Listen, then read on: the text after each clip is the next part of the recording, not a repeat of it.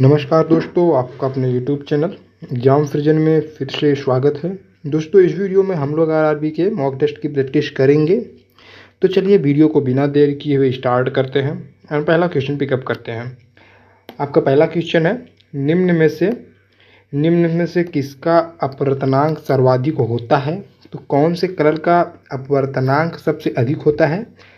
आपके ऑप्शन है पीला, बैगनी, नीला या फिर हरा। तो सही जवाब क्या होगा? जी बिल्कुल सही जवाब आपका सबसे अधिक होता है कि बैग। ओके, चलिए अगला क्वेश्चन है आपका, निम्न में से किस विद्युत चुंबकीय तरंग की तरंग दैर्घ्य सबसे ज़्यादा होती है? ऑप्शन है पराबैंगनी, अवरक्त, एक्स किरणों, वाई किरणों। तो किसकी चुंबकीय तरंग दैर्घ्य सबसे ज़्यादा होती है? जी बिल्कुल सही जवाब आपका किसकी होती है? एक्स किरणों की तरंग दैर्घ्य सबसे ज़्यादा होती है, चुंबकीय तरंग दैर्घ्य। ओके, अगला क्वेश्चन है, प्रकाश की चाल सबसे पहले किसने ज्ञात किया था? बताइए, प्रकाश की चाल सबसे पहले किसने ज्ञात किया था? आपके ऑप्शन है एडिसन ने, रोमर ने, फैराडे ने या फिर वेबर ने। तो प्रकाश की चाल सर्वप्रथम किसने किया था? जी बिल्कुल सही जवाब आपका रोमर ने किया था सर्वप्रथम प्रकाश की चाल को ज्ञात। अगला क्वेश्चन है, सरल सूक्ष्मदर्शी में वस्तु को रखा जाता है, कहाँ पे रखा जाता है?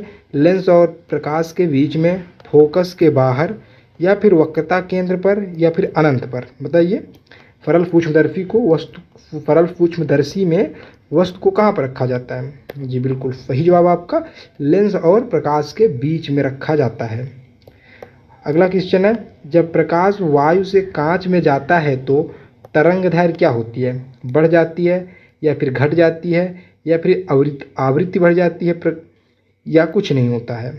तो क्या होगा? जी बिल्कुल सही जवाब आपका जब प्रकाश वायु से कांच में जाता है तो क्या होता है? तरंग दैर्घ्य घट जाती है। ओके, अगला क्वेश्चन है, पूर्ण आंतरिक परावर्तन होता है जब प्रकाश जाता है, कहाँ जाता है? हीरे से कांच में, जल से कांच में, वायु से जल में या फिर वायु से कांच में।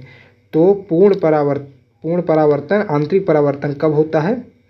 तो बिल्कुल सही जवाब आपका कब होता है? जब हीरे से कांच में जाता है।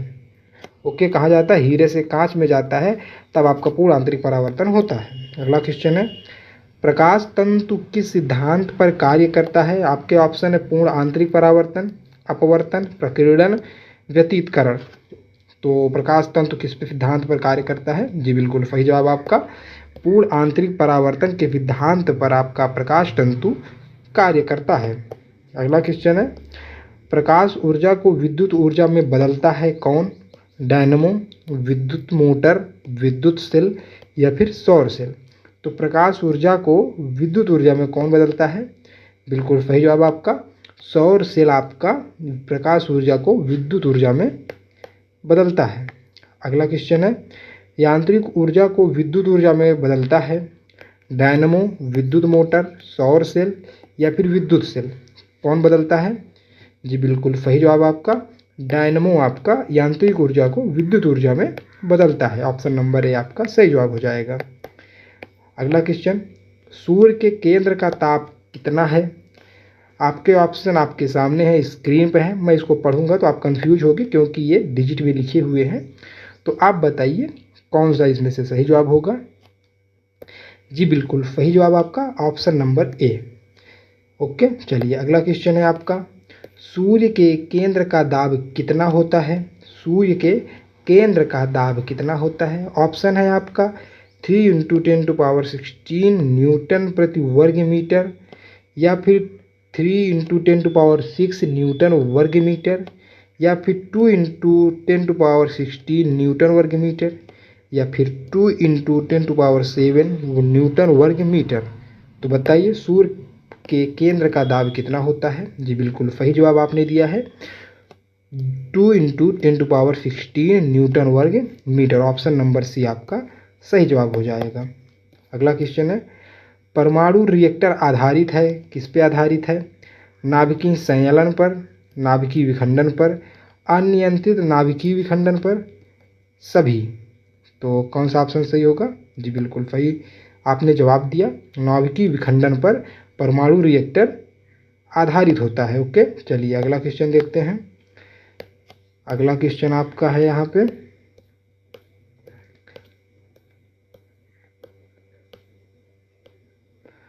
परमाणु बम आधारित है।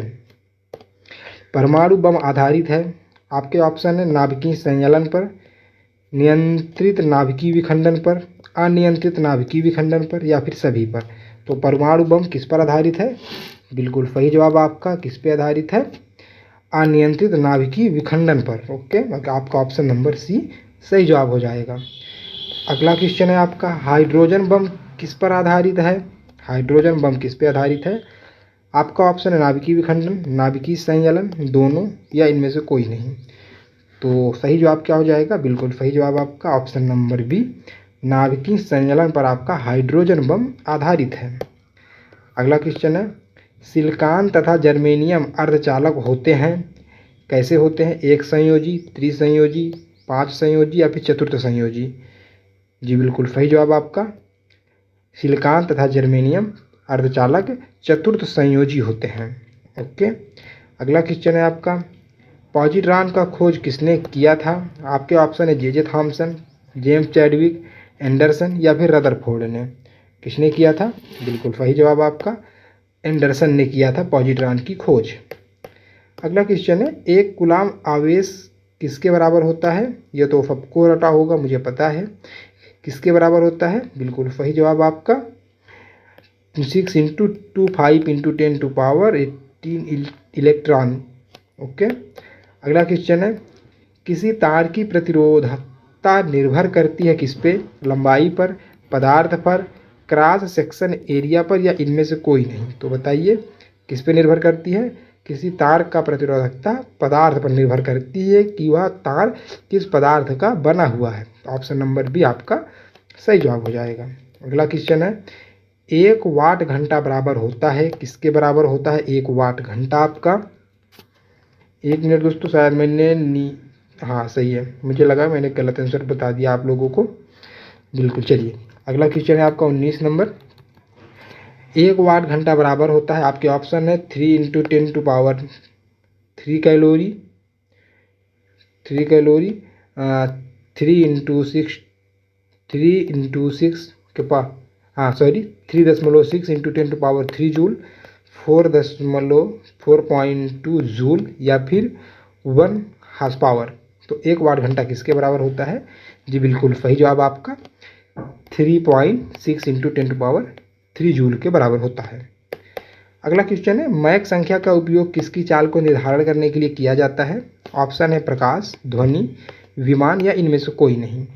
तो मैक संख्या का उपयोग किस में किया जाता है? जी बिल्कुल सही जवाब, विमान की चाल का निर्धारण करने के लिए मैक संख्या का यूज किया जाता है।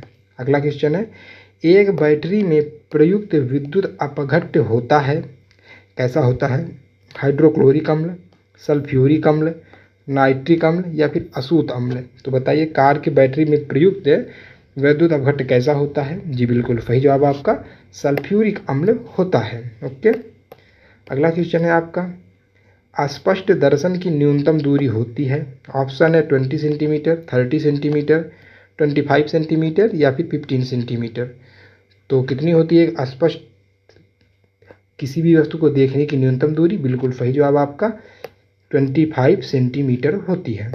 अगला क्वेश्चन है, प्रकाश के तरंग सिद्धांत को किसने प्रतिपादित किया था? आपके ऑप्शन है न्यूटन, रदरफोर्ड, हाइगेंस, या फिर वेबर ने किया था। तो किसने किया था प्रकाश के तरंग सिद्धांत को प्रतिपादित? बिल्कुल सही जवाब आपका हाइगेंस ने किया था। किसने किया था? हाइगेंस ने किया। तो ऑप्शन नंबर सी आपका सही जवाब हो जाएगा। अगला क्वेश्चन है आपका, इंद्रधनुष में किस रंग का विक्षेपण सबसे अधिक होता है? बताइए इंद्रधनुष में सबसे ज़्यादा किस रंग का विक्षेपण होता है? किसका विक्षेपण होता है? आपके ऑप्शन है यहाँ पे, 1 मिनट दोस्तों मैं आपको ऑप्शन दिखा दूँ। आपके ऑप्शन है यहाँ पे बैगनी, पीला, लाल, या फिर नीला। तो किसका होता है बताइए? जी बिल्कुल सही जवाब आपका ऑप्शन नंबर आपका सी हो जाएगा, लाल रंग का होता है। ओके, अगला क्वेश्चन है, पानी के ऊपर तेल परत का जमना क्या है? किसका उदाहरण है? पानी के ऊपर तेल का चमकना किसका उदाहरण है? सॉरी, जमना नहीं होगा, यहाँ पे चमना लिखा है तो यहाँ पे चमकना होगा। ओके, तो यहाँ पे चमकना होगा। ओके, चलिए अगला क्वेश्चन है आपका। एक मिनट दोस्तों, मैं PDF को सेट कर दूं। चलिए, हाँ, तो ऑप्शन आपका कौन सा ऑप्शन सही होगा? प्रकीर्णन का, अपवर्तन का, परावर्तन का या फिर व्यतीतकरण का? तो पानी के ऊपर तेल की परत का चमकना क्या कहलाता है? जी बिल्कुल सही जवाब आपका व्यतीतकरण की घटना होती है। किसकी घटना होती है? व्यतीतकरण की। ओके, अगला क्वेश्चन है आपके, धूप के चश्मे की पावर कितनी होती है? आपके ऑप्शन है 0 डायोप्टर, 1 डायोप्टर, 2 डायोप्टर, 3 डायोप्टर। तो धूप के चश्मे की पावर कितनी होती है? जी बिल्कुल सही जवाब 0 डायोप्टर की होती है धूप के चश्मे।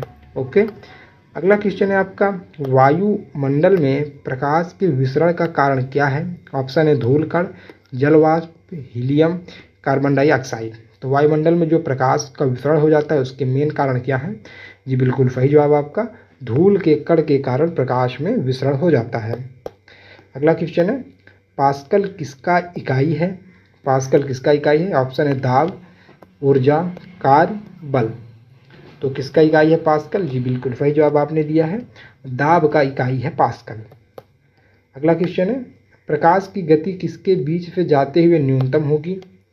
किसके बीच से गुजरेगी कि न्यूनतम होगी प्रकाश की गति? कांच, निर्वात, वायु या फिर जल? तो किसमें होगी? बिल्कुल सही जवाब आपका कांच में। कांच में क्या होगी? न्यूनतम होगी। ओके, और सबसे ज़्यादा किसमें होती है? निर्वात में होती है। अगला क्वेश्चन है आपका, सूर्य की ऊष्मा पृथ्वी पर कैसे पहुंचती है? आपके ऑप्शन है चालन द्वारा, विकिरण द्वारा, संवहन द्वारा, परावर्तन के द्वारा।